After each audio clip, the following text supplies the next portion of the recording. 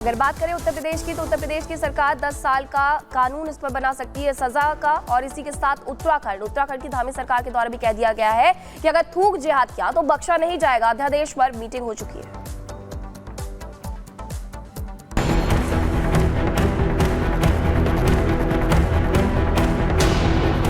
कभी खाने में थूकेंगे, कभी रोटी को गंदा करेंगे, जूस हो या फिर दूध। अगर अब खाने पीने की चीजों में किसी ने थूक जिहाद करने की हिमाकत की तो योगी उसे छोड़ेंगे नहीं।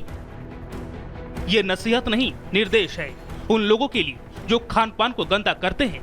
उनके बुरे दिन समझो शुरू हो चुके हैं। थूक जिहाद करने वालों के खिलाफ शिकंजा कसने के लिए यूपी में सीएम योगी और उत्तराखंड में सीएम धामी की सरकार ने बड़ा फैसला लिया है। दोनों ही राज्यों में अब ऐसे लोगों पर कड़ी कार्रवाई की जाएगी। बाबा ने ये कानून लाने का ऐलान कर दिया है, तो उधर योगी मॉडल को अपनाते हुए धामी ने भी सख्त एक्शन का दावा किया है। अच्छा है, यहाँ पे जो मिलेगा कम से कम वो हापुड़ वाला जूस तो नहीं मिलेगा ना, या थूक लगा करके वे रोटियां तो नहीं मिलेंगी, या तो शुद्ध मिलेगा जो भी मिलेगा। अभी भी समाज के अंदर कई रावणों का संहार करना बाकी है। हमारी उत्तराखंड की सरकार देव स्वरूप उत्तराखंड के देव स्वरूप को, यहाँ के मूल स्वरूप को बनाए रखने के लिए पूरी तरह से प्रतिबद्ध है और संकल्पबद्ध है। थूक जिहाद के कलंक को भी देवभूमि की धरती से मिटाकर ही दम देंगे। यानी थूकने की हिमाकत करने वालों की अब खैर नहीं, उनका पक्का इलाज कानून के जरिए होगा। उत्तर प्रदेश के मुख्यमंत्री ने कानून बनाने का ऐलान करते हुए पोस्ट किया, जिसमें लिखा, खाद्य पेय पदार्थों में अखाद्य और गंदी चीजों की मिलावट असभ्य और अमानवीय आचरण है। ऐसे विभत्स स्वास्थ्य पर प्रतिकूल प्रभाव डालने और सामाजिक सौहार्द को बिगाड़ने वाले कुत्सित कृत्यों को कतई स्वीकार नहीं किया जा सकता। खाद्य पदार्थों की पवित्रता सुनिश्चित करने और सार्वजनिक व्यवस्था के बारे में उपभोक्ताओं में विश्वास बनाए रखने के लिए यूपी सरकार अति शीघ्र कठोर कानून लाने जा रही है। खबरें हैं कि इस कानून को अध्यादेश के जरिए लाया जाएगा। इन अध्यादेशों के जरिए थूक कर खाना खिलाने वालों के लिए सजा के कड़े प्रावधान किए जा सकते हैं, क्योंकि योगी ने भी साफ कर दिया है कि उत्तर प्रदेश के हर नागरिक की आस्था और स्वास्थ्य का संरक्षण आपकी सरकार की शीघ्र प्राथमिकता है। यूपी में थूक जिहाद के बढ़ते मामलों को देखते हुए योगी ने बाकायदा अफसरों की बैठक की, जिसमें इस मुद्दे पर चर्चा हुई और कानून बनाने की प्लानिंग की गई। योगी के इस नए कानून का खाका क्या होगा और ये कैसे काम करेगा, ये बताएं उससे पहले उत्तराखंड के मंत्री को सुनाते हैं, जो बता रहे हैं कि लैंड जिहाद और थूक जिहाद के खिलाफ कैसे योगी स्टाइल में लड़ाई लड़ेंगे। थूक जिहाद ऐसा गिरा हुआ काम बहुत ही दुर्भाग्यपूर्ण है, चाहे लैंड जिहाद की बात हो। और मुझे तो बड़ा आश्चर्य होता है, मैं कांग्रेस के नेताओं के बयान देख रहा था, बेहतर होता वो इसकी निंदा करते। वह कहीं ना कहीं उनके बातों से लगता है वो उसके पक्ष में है, इसलिए उनकी भी जितना निंदा की जाए उतनी कम है। और धामी सरकार का संकल्प है कि ऐसी कोई भी घटना होगी उसके खिलाफ सख्त कार्रवाई होगी और यहाँ के सामाजिक सौहार्द को खराब नहीं होने दिया जाएगा। उत्तराखंड की सरकार ने पहले भी योगी मॉडल को कई चीजों में अपनाया है। अब थूक जिहाद के खिलाफ वो ऐसे ही कार्रवाई करेगी जैसे योगी ने नए कानून में प्रस्तावित की है। यूपी सरकार की बैठक में तय हुआ कि hotel, restaurant, dhaba, street vendor से जुड़ी कामों के संबंध में कानून बनाए जाएंगे और इसका उल्लंघन करने वालों को कारावास और अर्थदंड की सजा होगी। ऐसे अपराध को संज्ञेय और गैर जमानती मानते हुए एक्शन होगा। इतना ही नहीं, पहचान छुपाकर असामाजिक तत्व अगर खान पान की चीजों में कोई मिलावट करता है तो कार्रवाई होगी। दुकानों पर साइन बोर्ड लगाना जरूरी होगा ताकि ग्राहकों को पता हो कि कहां और क्या खा रहे हैं। होटल, ढाबों में निगरानी होगी, जिसके लिए सीसीटीवी कैमरे लगाने होंगे। साथ ही कर्मचारियों के सिर ढकने, मास्क और दस्ताने पहनने होंगे। किसी जगह घुसपैठियां या विदेशी काम करता पाया गया और ऐसी हरकत की तो उस पर कठोर कार्रवाई का प्रावधान इस कानून में किया जाएगा। यानी अब थूकने वाले टेंशन में रहेंगे और योगी एक्शन में। Bureau report, Republic Bharat. तो इस रिपोर्ट के जरिए हमने आपको बताया कि थूक कांड जो करता है उस पर योगी का हंटर चलते हुए नजर आएगा। अध्यादेश लाया जाएगा। अध्यादेश नंबर 1 की अगर बात करें तो छद्म एवं सौहार्द विरोधी क्रियाकलाप निवारण एवं थूकना प्रतिषेध अध्यादेश 2024, ये है अध्यादेश नंबर 1। अध्यादेश नंबर 2 की बात कर लेते हैं। UP prevention of contamination and food अध्यादेश 2024, ये 2 अध्यादेश लाने की तैयारी इस वक्त योगी सरकार कर रही है और पर कड़े से कड़ा एक्शन लिया जाएगा। बात बहराइच की। बहराइच में हिंसा थम चुकी है चप्पे चप्पे पर, लेकिन अभी भी पुलिस तैनात नजर आ रही है। हालांकि जीवन पटरी पर लौट रहा है, लेकिन इन सब के बीच जो आरोपी है हिंसा के, उन्हें लेकर के बहराइच में दबिश भी पुलिस दे रही है। 3 दिनों में बहराइच में क्या कुछ हुआ, इस रिपोर्ट में देखिए।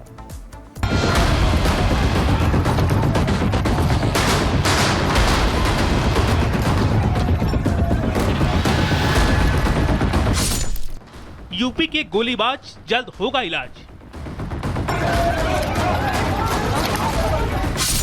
योगी का एक्शन, बहराइच में अमन।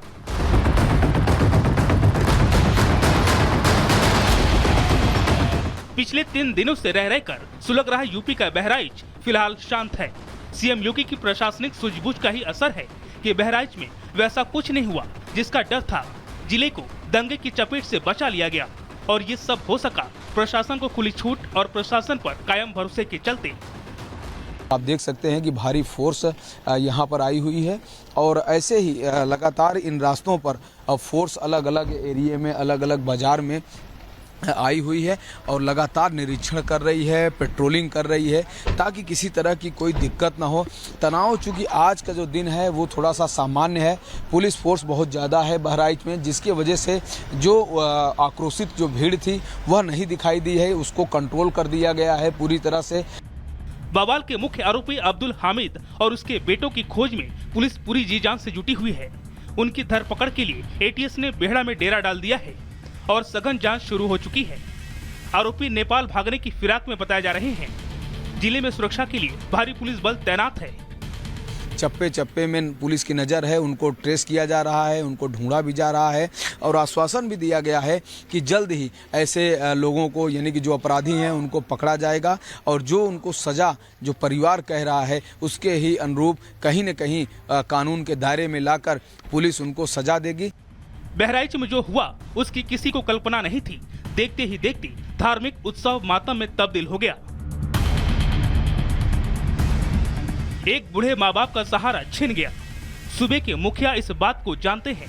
यही वजह है कि सीएम योगी ने बिना देर किए पीड़ित परिवार को लखनऊ बुलाया और उन्हें न्याय का भरोसा दिया। एक तरफ देखा गया कि पीड़ित परिवार है वो स्थानीय विधायक सुरेश्वर सिंह के साथ मुख्यमंत्री योगी आदित्यनाथ से मिला भी है। उसने कहा कि मेरे साथ न्याय होना चाहिए। भले ही बहराइच में हालात पहले की तरह सामान्य हो जाए और कुछ दिनों बाद लोग घटना को भूल जाएं, लेकिन एक सवाल यहाँ जस का तस खड़ा है कि आखिर वो कौन लोग हैं जिनका सिर्फ एक मकसद है, धार्मिक आयोजनों में गतिरोध। यहाँ ये भी सवाल खड़ा होता है कि जिस मानसिकता ने दुर्गा मूर्ति विसर्जन में पत्थरबाजी की, फायरिंग की, उस मानसिकता का इलाज आखिर क्या है। Bureau report, Republic Bharat.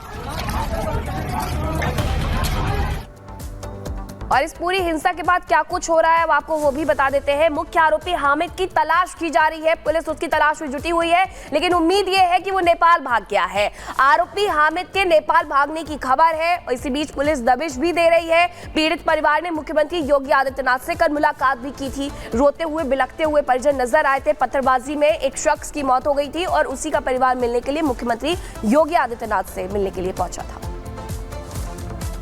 और अब खबरों में आगे बढ़ते हैं, बात करेंगे जम्मू कश्मीर की। जम्मू कश्मीर में 10 साल बाद चुनी हुई सरकार आएगी। उमर अब्दुल्ला आज मुख्यमंत्री पद की शपथ लेने वाले और इसी के साथ साथ 9 मंत्री भी शपथ लेंगे। पूरी खबर आपको बताते हैं इस रिपोर्ट के जरिए।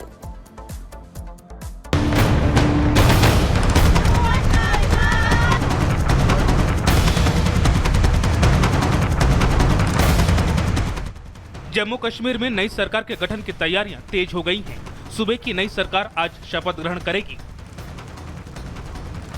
इससे पहले केंद्रीय गृह मंत्री ने जम्मू कश्मीर से राष्ट्रपति शासन हटाने का आदेश जारी किया था। अक्टूबर 2019 में जम्मू कश्मीर में राष्ट्रपति शासन लगाया गया था।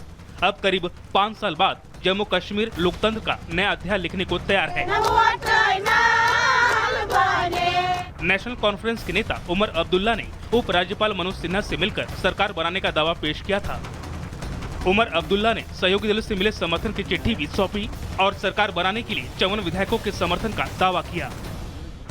इस विधानसभा चुनाव में नेशनल कॉन्फ्रेंस ने कांग्रेस के साथ गठबंधन किया था। चुनाव में नेशनल कॉन्फ्रेंस को 42 सीटें मिली, जबकि कांग्रेस ने 6 सीटों पर जीत दर्ज की। उमर अब्दुल्ला समेत 9 मंत्री आज शपथ लेंगे। कश्मीर घाटी से भी 4 से 5 मंत्री होंगे। जम्मू संभाग से भी 3-4 मंत्री होंगे। 2-3 हिंदुओं को भी मंत्री पद देने की बात चल रही है। जम्मू क्षेत्र के 1-2 निर्दलियों को एनसी कोटे से कैबिनेट पोर्टफोलियो भी दिया जाएगा। अकेली महिला मंत्री भी होंगी उमर की कैबिनेट का हिस्सा। गठबंधन में कांग्रेस पार्टी को एक को ही कैबिनेट में जगह दी जाएगी। आप और CPIM को कैबिनेट में जगह नहीं मिलेगी। आज उमर अब्दुल्ला की अगुवाई में नई सरकार शपथ ग्रहण करके कामकाज शुरू कर सकती है। बीजेपी ने भी नई सरकार को शुभकामनाएं दी हैं। कि अच्छी बात है, बहुमत उनको मिला है और उसी आधार पर नई सरकार बनेगी और 10 साल बाद लोकतंत्र लगभग 6-6.5 वर्ष बाद 2018 में 19 जून को जब ये सरकार का समर्थन वापस हुआ था, तब से सरकार नहीं थी। तो 6-6.5 साल बाद सरकार बन रही है, हम उनको शुभकामनाएं देते हैं।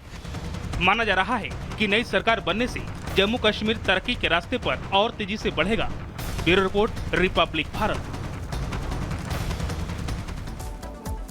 नई सरकार की आज ताजपोशी होगी, तैयारियां पूरी कर ली गई है। आपको इस रिपोर्ट के जरिए हमने बताया, लेकिन सरकार उमर अब्दुल्ला आज बनाने वाले हैं और आपको ग्राफिक्स के जरिए हम बताते हैं कि उमर के पास कितने विधायकों का समर्थन है। देखिए, कांग्रेस पार्टी साथ में है, लेकिन बात करें जम्मू कश्मीर नेशनल कॉन्फ्रेंस की तो 42 जो विधायक है वो बने, यानी कि उम्मीदवार जीतते हुए नजर आए थे। कांग्रेस पार्टी के 6 है, आम आदमी पार्टी का 1, CPIM 1 और निर्दलीय 3। ये आपको आंकड़ा हम बता रहे हैं कि किस पार्टी से कौन जीता है। लेकिन आज सरकार की ताजपोशी होने वाली, इसको लेकर के तैयारियां पूरी हो चुकी है। घाटी में खुशियां आई हैं और 10 साल बाद सरकार बनने वाली है। खबरों में आगे बढ़ते हैं और 2 मिनट में भारत आपको बताते हैं खबरें।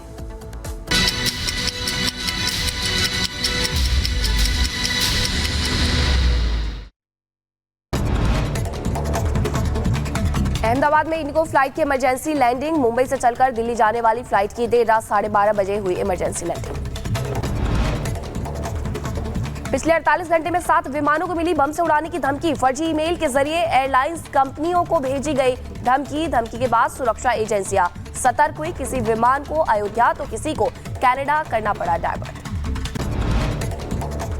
ग्रेटर नोएडा की फ्यूजन सोसाइटी में लगी भीषण आग। बेसमेंट में आग लगने से अफरा तफरी का माहौल। आग की चपेट में आई कई गाड़ियां। कड़ी मशक्कत के बाद आग पर काबू पाया गया। और प्रयागराज में नाबालिग से रेप के बाद हत्या करने वाले आरोपी का एनकाउंटर। फायरिंग में बदमाश के पैर में लगी गोली। मुठभेड़ के बाद पुलिस ने आरोपी को किया गिरफ्तार। बरेली जेल से फरार कैदी की पुलिस से मुठभेड़ हुई है। फायरिंग में बदमाश के पैर में लगी है गोली। पुलिस ने फरार होने के बाद रखा था 25,000 का इनाम। और उत्तर प्रदेश के प्रतापगढ़ में पुलिस और बदमाश के बीच मुठभेड़। बदमाश के पैर में लगी गोली। मुठभेड़ के बाद पुलिस ने गिरफ्तार किया। गाजियाबाद में स्लैशिंग करने वाले बदमाश और पुलिस के बीच हुई मुठभेड़। फायरिंग में बदमाश के पैर में गोली लगी। कब्जे से चोरी की एक बाइक, एक तमंचा, कारतूस बरामद किया गया।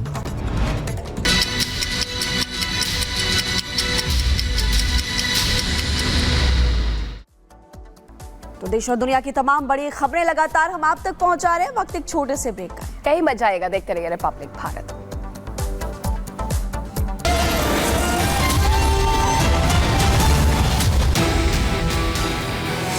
तर्कों से वार पलटवार, संवाद किसका दमदार। राष्ट्रीय सर्वोपरि सम्मेलन 18 अक्टूबर सिर्फ रिपब्लिक भारत पर।